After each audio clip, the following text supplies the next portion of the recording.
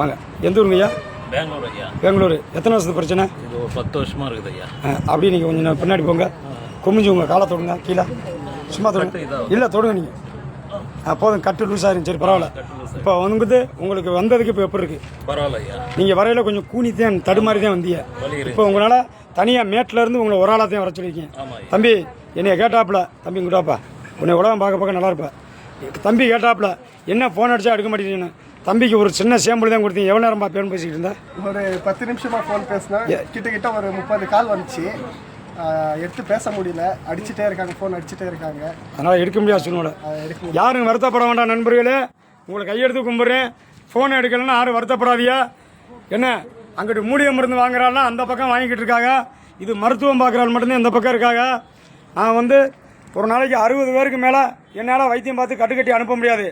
நான் மற்ற ஆள் மாதிரி 4 பேரை என் மச்சனே, என் தம்பி, என் சித்தப்பானு உட்கார வச்சு கட்டுக்கட்ட சொல்லலாம். தொழில் பழக்கி விட்ருக்கான். இருந்தாலும் எங்கள் சாமிக்கு நான் தான் கை வைக்கணும். அதனால் நான் உழைச்சி நான் தான் சிரமப்பட்டு கட்டுறேன். என் சாமி கொடுத்த வாக்கு. அதனால் நான் வந்து 10 பேரை உட்கார வச்சுட்டு ஆகா கூட்டம் ஓவராக இருக்குது, என் மச்சனே நீங்கள் அங்கிட்டு பாருங்கள், என் தம்பி நீ இங்கிட்டு பாரு, அதுக்கெல்லாம் வேலையே இல்லை. நான் தான் கை வைக்கணும். 60 பேருக்கு மேலே என்னால் அட்டன் பண்ண முடியாது. 500 பேர் வந்தாலும் மூலிகை மருந்து கொடுத்துருவான். ஞாயிற்றுக்கிழமை வந்துடாதீங்க. மூலிகை மருந்து வாங்குறாலே 8 டு காலையில் கூட வரலாம். 7 மணிலேருந்து சாயந்தரம் 4 மணி வரைக்கும் கொடுப்பாங்க. இந்த வைத்தியம் பார்க்குறாலே கரெக்டாக 2 மணிக்கு மேலே வந்துடாதீங்க. ஏன்னா காலையில் எத்தனை டோக்கன் புக் ஆயிடுச்சு? 60 டோக்கன். அப்போ இந்த 60 டோக்கன் பார்க்குறதுக்கு எப்படி நைட்டு 9000 நீங்கள் வந்தாலும் திரும்பி தான் போகிற மாதிரி இருக்கும், வேஸ்ட்டு. அதனால் காலையிலே வந்துடுங்க.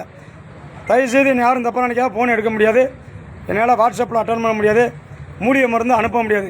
நேரடியாக வாங்க, என் மருந்து நின்று விளையாடும், உங்களுக்கு நான் நின்று விளையாடுங்க. ஐயா நான் சொல்கிறது எதுவும் மாற்றம் இருக்கா? நல்ல உண்மை. அம்மா அப்போ உங்கள் வீட்டுக்காருக்கு இப்போ எத்தனை வருஷமாம்மா? 10 வருஷமா? 10 வருஷமா. பார்த்துங்க, இன்னும் 2 வாட்டி மட்டும் வாங்க. உங்களோட மக்கள் இருங்கம்மா. உங்களோட மக்கள் பார்க்க நீங்கள் நல்லா இருப்பீங்கம்மா. ஏன்னு கேளுங்களே, நீங்கள் மக்கள்கிட்ட வந்து உங்களோட உண்மையை சொல்கிறீல்ல, நீங்கள் என்றைக்குமே நல்லா இருப்பீங்க. என்னடா அண்ணன் வீடியோ எடுத்து போடுறோம்னு நினைக்காதீங்க. எங்கே பிரச்சனையில் வழிவேதனையில் தவிச்சுக்கிட்டு இருக்க மக்கள் எல்லாரும் என்னை பாருங்கன்னு சொல்கிறேன். நான் காப்பாற்றுறேன். இந்த வாதம் சம்மந்தப்பட்டு மட்டும் மூலிகை மருந்தை தேய்ச்சா கொஞ்சம் ஃப்ரீ பண்ண வாதம் குணமடையாது, மறுவாதம் வரவிடாமல் தடுக்கும். மற்றபடி வலி சம்மந்தப்பட்டதுக்கு நான் மாதிரி புத்தூர்கட்டு பாண்டி மூலிகை நுடன நின்று விளையாடும். நாங்கள் சொல்கிறபடி பராமரிச்சுட்டு வாங்க. சரிம்மா, அம்மாவும் வீடியோ இருக்குது, எல்லோரும் எடுங்க. ரொம்ப சந்தோஷம். யாரும் வந்து அம்மா இருங்கம்மா. அதாவது நண்பர்களே, ஞாயிற்றுக்கிழமை வந்துடாதியா. மற்ற நாளில் திங்கள் டு 4 மணி இருந்தேன். அந்த 10 மணிக்கு மேலே டோக்கன் புக் ஆயிரும். அதுக்கு மேலே இருந்து பார்த்தாலும் நைட் ஆயிரும். நீங்கள் போகிறதுக்கு எங்களால் பார்க்க முடியாது. மூலிகை மருந்து வாங்குறதுக்கு எப்படி வேணாலும் வரலாம், வந்து வாங்கிட்டு போக வேண்டியதான். நாங்கள் மந்திரிச்சு ஊருக்கு கொடுத்து வச்சுருப்போம். நீங்கள் பாட்டுக்கு என் ஜாமியை நினச்சி தேய்ச்சிக்கிட்டே வர வேண்டியதான். சரி தம்பி, ரொம்ப நன்றி. உண்மையை சொன்னதுக்கு நீங்கள் நல்லா இருப்பீங்க.